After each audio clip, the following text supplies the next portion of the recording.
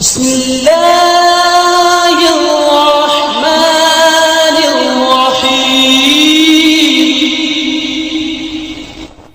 درود ہو محمد مصطفیٰ صلی اللہ علیہ وسلم اور ان کی آل پر۔ السلام علیکم یوٹیوب کے ناظرین، آپ دیکھ رہے ہیں ون پاتھ ٹی وی۔ ناظرین، آپ غیر دینی ویڈیو کو لائک، شیئر اور سبسکرائب کرتے ہیں جس میں کوئی خیر یا ثواب نہیں۔ اس دین کی ویڈیو کو لائک کریں اور اپنے دوستوں کو شیئر کریں۔ دین کی بات شیئر کرنا صدقہ جاریہ ہے۔ اللہ آپ سب کو اس کا اجر دنیا یا آخرت دونوں میں ضرور دے گا۔ اگر آپ نئے ہیں تو اس one path T V channel کو سبسکرائب کر دیں تاکہ آپ سب دین سے جڑے رہیں۔ اللہ آپ سب ناظرین کی دلی مراد پوری فرمائے۔ حضرات، پچھلے پارٹ میں ہم نے دیکھا حضرت ابراہیم علیہ السلام کا بادشاہ کو اسلام کی دعوت اور آپ کو سزا کے لیے آگ کا ٹھنڈا ہو جانا۔ آئیے اس پارٹ میں حضرت ابراہیم علیہ السلام کی ہجرت اور حاضرہ رضی اللہ عنہ کی مختصر سیرت اور پرندوں کے زندہ ہونے والے واقعے کو غور کرتے ہیں۔ کلدانین کی اور ہجرت۔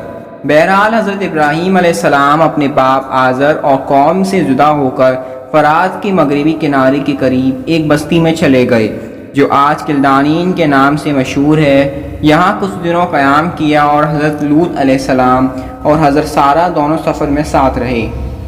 کچھ دنوں کے بعد یہاں سے حران کی اور چلے گئے اور وہاں دین اسلام کی تبلیغ شروع کر دی، مگر اس مدت میں برابر اپنے باپ آزر کے لیے بارگاہ الہی میں استغفار کرتے رہے اور اس کی ہدایت کے لیے اللہ تعالیٰ سے دعا مانگتے رہے، اور یہ کچھ اس لیے کیا کہ وہ نہایت دل کے نرم رحیم اور بہت ہی نرم دل کے تھے، اس لیے آزر کی اور سے ہر قسم کی عداوت کے مظاہرے کے باوجود انہوں نے آزر سے یہ وعدہ کیا تھا کہ اگرچہ میں تم سے جدا ہو رہا ہوں اور افسوس کہ تو نے اللہ کی رشت و ہدایت پر توجہ نہ کی، پھر بھی میں برابر تیرے حق میں اللہ سے مغفرت کی دعا کرتا رہوں گا۔ آخرکار حضرت ابراہیم کو اللہ کی وحی نے مطالعہ کیا اور آزر ایمان لانے والا نہیں ہے، اور وہ انہی لوگوں میں سے ہے جنہوں نے اپنی نیک استعداد کو فنا کر کے خدا کو اس کا مصداق بنا لیا ہے۔ سورہ بقرہ آیت 7۔ ترجمہ: اللہ نے مہر لگا دی ہے ان کے دلوں پر اور ان کے کانوں پر اور ان کی آنکھوں پر پردہ پڑا ہے۔ حضرت ابراہیم کو جب یہ معلوم ہو گیا کہ آپ نے حاضر سے اپنے الگ ہونے کا صاف اعلان کر دیا۔ فلسطین کی اور ہجرت۔ حضرت ابراہیم علیہ السلام اس طرح تبلیغ کرتے کرتے فلسطین پہنچے۔ اس سفر میں ان کے ساتھ حضرت سارہ، حضرت لوط علیہ السلام اور لوط کی بیوی تھی۔ حضرت ابراہیم فلسطین کے مغربی حصے میں ٹھہرے۔ اس زمانے میں یہ علاقہ کنعان کے اختیار میں تھا۔ پھر قریب 2 شکم نابلس میں چلے گئے اور وہاں کچھ دنوں ٹھہرے رہے۔ اس کے بعد یہاں بھی زیادہ دن قیام نہیں فرمایا اور مغرب کی طرف ہی بڑھتے چلے گئے، یہاں تک کہ مصر تک جا پہنچے۔ تمام روایتوں سے اس قدر یقینی معلوم ہوتا کہ حضرت ابراہیم علیہ السلام سے اپنی بیوی سارہ اور اپنے بھتیجے حضرت لوط علیہ السلام کے ساتھ مصر تشریف لے گئے۔ یہ وہ زمانہ ہے جبکہ مصر کی حکومت ایسے خاندان کے ہاتھ میں تھی جو سامری قوم سے تعلق رکھتا تھا اور اس طرح حضرت ابراہیم سے نسبی سلسلے میں وابستہ تھا۔ یہاں پہنچ کر حضرت ابراہیم اور مصر کے فرعون کے درمیان ضرور کوئی ایسا واقعہ پیش آیا جس سے اس کو یقین ہو گیا کہ حضرت ابراہیم اور اس کا خاندان خدا کا مطلب اور برگزیدہ خاندان ہے۔ یہ دیکھ کر اس نے حضرت ابراہیم علیہ السلام اور ان کی بیوی حضرت سارہ کو بہت اعزاز کیا اور ان کو ہر قسم کے مال و متاع سے نوازا، اور صرف اسی پر اکتفا نہیں کیا بلکہ اپنے قدیمہ خاندانی رشتے کو مضبوط اور مستحکم کرنے کے لیے اپنی بیٹی ہاجرہ کو بھی ان سے وعدہ میں دے دیا، جو اس زمانے میں رسم و رواج کے اعتبار سے پہلی اور بڑی بیوی کی خدمت گزار قرار پائی۔ چنانچہ یہودیوں کی اعتبار والی روایت کے مطابق حضرت حاجرہ شاہف من فرعون کی بیٹی تھی، لونڈی اور باندی نہیں تھی۔ تورات کا ایک اعتبار والا مفسر بن سلمولو اسحاق کتاب میں لکھتا ہے، جب اس نے رکیون شاہ مصر نے سارہ کی وجہ سے کراماتوں کو دیکھا تو کہا، میری بیٹی کا اس گھر میں لونڈی ہو کر رہنا دوسرے گھر میں ملکہ ہونے سے بہتر ہے۔ دوسری عربی بھاشا میں حاضرہ کے معنی کے لحاظ سے قیاس کے قریب زیادہ رہی ہے۔ کہ چونکہ یہ اپنے وطن مصر سے جدا ہو کر یا حضرت کر کے حضرت ابراہیم علیہ السلام کی شریک حیات اور حضرت سارہ کی خدمت گزار بنی، اس لیے حاجرہ کہلائیں۔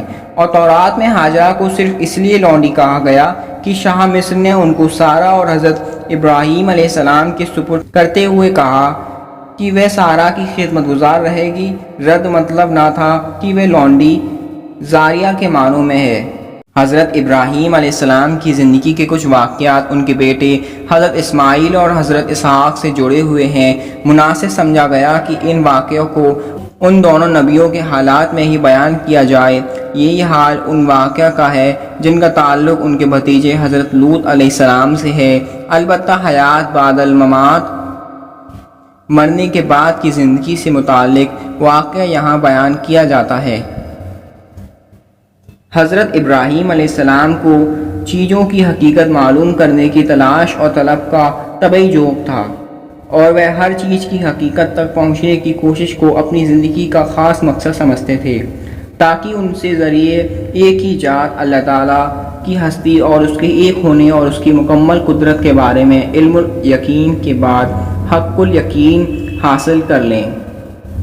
اس لیے حضرت ابراہیم علیہ السلام نے حیات بعد الممات یعنی مر جانے کے بعد بھی اٹھنے سے متعلق اللہ تعالیٰ سے یہ سوال کیا کہ وہ کس طرح ایسا کرے گا، یعنی وہ کس طرح مرنے کے بعد لوگوں کو زندہ کرے گا۔ اللہ تعالیٰ نے ابراہیم سے فرمایا، اے ابراہیم، کیا تو اس مسئلے پر یقین اور ایمان نہیں رکھتے؟ ابراہیم علیہ السلام نے فوراً جواب دیا، کیوں نہیں، میں بنا کسی شک کے اس پر ایمان رکھتا ہوں، لیکن میرا یہ سوال ایمان میں یقین کے خلاف اس لیے نہیں ہے کہ میں علم الیقین کے ساتھ ساتھ عین الیقین اور حق الیقین، اگر کسی مسئلے کے بارے میں دلیل و برہان کے ذریعے ایسا علم حاصل ہو جائے کہ شک و شبہ جاتا رہے تو اس کیفیات کو علم الیقین کہا جاتا ہے۔ اور اس کا دوسرا درجہ یہ ہے کہ اس علم کے مشاہدے اور محسوسات سے بھی توثیق ہو جائے تو اس کو عین الیقین کہا جاتا ہے۔ اس کے بعد تیسرا اور آخری درجہ حق الیقین کا ہے۔ وہ یہ کیفیت ہے جب یہ مسئلے میں متعلق تمام حقیقتیں واضح ہو جاتی اور آگے جستجو کی خواہش باقی نہیں رہتی۔ فرمایا کہ اچھا، اگر تم کو اس کے مشاہدے کی طلب ہے تو کچھ پرندے لو اور ان کے ٹکڑے ٹکڑے کر کے سامنے والے پہاڑ پر ڈال دو، اور پھر فاصلے پر کھڑے ہو کر ان کو پکارو۔ حضرت ابراہیم نے ایسا ہی کیا۔ جب حضرت ابراہیم علیہ السلام نے ان کو آواز دی، ان سب کے ٹکڑے الگ الگ ہو کر فوراً اپنی اپنی شکل پر آ گئے اور زندہ ہو کر حضرت ابراہیم علیہ السلام کے پاس اڑتے ہوئے چلے آئے۔ یہ واقعہ سورہ بقرہ کی آیت 260 میں بیان ہوا ہے۔ ناظرین، آج کے لیے اتنا ہی کافی ہے۔ انشاءاللہ اگلے پارٹ میں ہم آپ کو حضرت ابراہیم علیہ السلام کی اولاد اور ان کی عمر کے تعلق میں بتائیں گے۔ اگر آپ کو یہ ویڈیو پسند آئی ہے تو اس کو لائک کریں، شیئر کریں اپنے دوست ساتھ۔ دین کی بات شیئر کرنا صدقہ جاریہ ہے۔ اللہ تعالیٰ آپ سب کی دلی مراد پوری فرمائے، آمین۔